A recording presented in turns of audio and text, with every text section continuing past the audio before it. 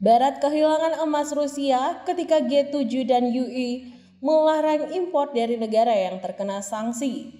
Diketahui tujuan lain telah mengambil alih perdagangan emas batangan Rusia setelah G7 dan UE melarang impor dari negara yang terkena sanksi.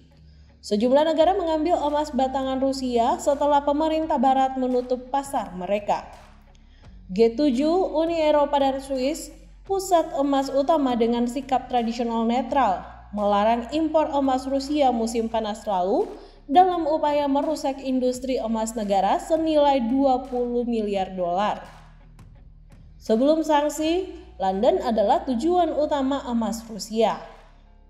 Sekarang, sejak bank-bank besar pembeli emas seperti JP Morgan Chase dan HSBC Holdings menghentikan perdagangan logam mulia Rusia, banyak pemain kecil dari perusahaan logistik hingga dealer telah turun tangan, tulis Bloomberg.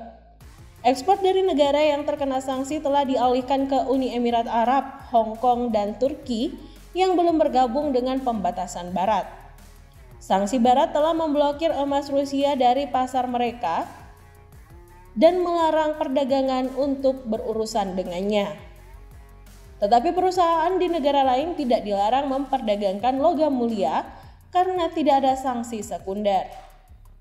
Uni Emirat Arab yang telah menjadi pusat perdagangan logam mulia antara timur dan barat telah menggantikan Inggris sebagai tujuan utama baru untuk emas Rusia. Dengan emas batangan senilai lebih dari 500 juta dolar diekspor ke sana dalam 6 bulan hingga Agustus. Diketahui emas Rusia senilai sekitar 305 juta dolar dilacak saat melewati bandara Istanbul antara Maret dan Agustus tahun lalu, menjadikan Turki sebagai titik akhir utama kedua dari logam mulia. Perusahaan keuangan yang berbasis di Hong Kong, V-Power Finance Security, yang menyediakan uang tunai dan emas untuk bank-bank Cina, menangani lebih dari 300 juta dolar pengiriman emas Rusia antara Maret dan Agustus tahun lalu, menurut data pelacakan Import Genius. Sementara itu, penambang emas Rusia meningkatkan produksi sebesar 26,5% tahun ke tahun di bulan Maret. Produksi emas melonjak lebih dari 30% dibandingkan bulan Februari. Angka kuartal pertama adalah 9,1%, lebih tinggi dibandingkan periode yang sama tahun lalu. Terima kasih sudah nonton.